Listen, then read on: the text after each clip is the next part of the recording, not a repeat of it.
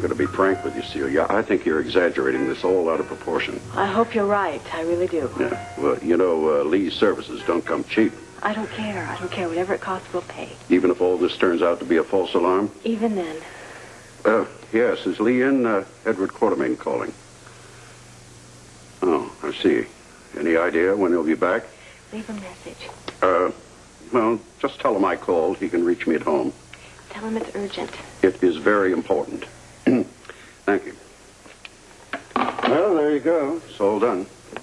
Well, did they say when he'd be back? Very shortly. Are you sure he'll call back? Oh, yeah, he knows which side his bread's buttered on. Edward, we have to get going. We can't leave him down there very long. We have to go. We have to move. Celia, I hope I'm not out of line in saying this, but it seems to me that your reaction to all this is, well, shall we say, extreme? Edward, my husband is in jail. That's what I'm talking about. Now, they just took him down to headquarters. You don't know that anybody has been arrested. I mean, do you think Grant could be accused of something? Of course not.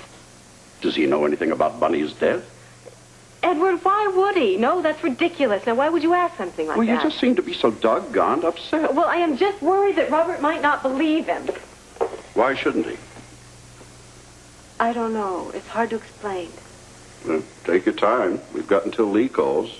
I mean, knowing the way lawyers take time over lunch, that could be quite a long time. Edward, will you please not ask me any more questions? Just help me out. I don't know what else to do. I don't know where else to go. I am scared and I am worried. And I have to find a way to put an end to this. Please, Edward.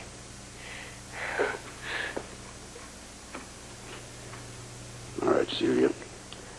Tell you what I'll do. I'll take it over to Lee's office and we'll wait until he gets back from lunch.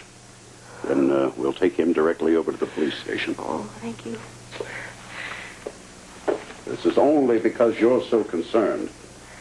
I still say you're blowing it all out of proportion.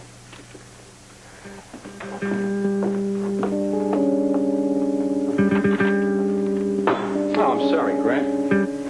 I just cannot accept that. Robert, I told you before, I didn't even know they were all murders until you just told me. And you still maintain there's no connection between the three? But if there's a connection, I don't know anything about it. All right.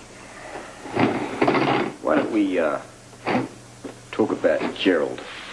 Let's hear about his death. Suicide. You believe that? You give me one reason I shouldn't. What about that letter in the safety deposit box? Now, let go now. How happy he was. The plans he was making for the future. How he wanted to be around and watch your children grow. Robert, for your information and edification, I'm going to tell you something. Suicidal people are usually manic depressives. Their mood swings up and down from day to day. I assume that letter was written on an up day. Very nice. Yes, it's a theory. What about Natalie? What about Natalie?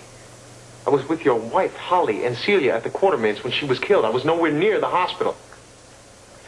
And as far as Bunny Willis goes, I was concerned myself when he left Port Charles so suddenly. I called him at home in Marin County. That was the last time I spoke with him. Everything seemed all right? As near as I could tell. In fact, I had no idea that he'd returned to Port Charles. Let's talk about the telephone conversation. Celia and I were concerned. He left without saying goodbye, so we called him at home. Celia spoke to him too? Briefly. And that was the last you heard from him? Robert, how many times do I have to tell you? Yes, that was the last I heard from him. Any idea who might want him dead? None. Everyone who knew Bunny loved him, including me. Grant, are you prepared to swear to all of this? Yes, I am.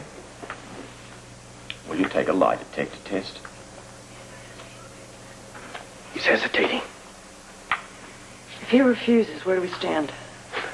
Up to our navels in legal work. Wait. He's going to say something. All right, Robert. If you really think that's necessary, I'll take your test.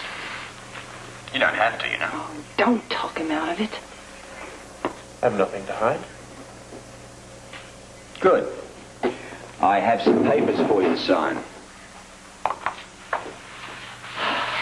Run for it. These tests are not conclusive, but at least they'll give us a starting point. You're convinced he's a mole. No, not at all. Oh, come on, you just said. Hey, don't get me wrong. He's involved. Yeah, I know that for sure. But as to how far that involvement goes, that's another story altogether. Yeah, well, Robert's going to have to break him first. It's all right. If he can't, we have other methods of getting through.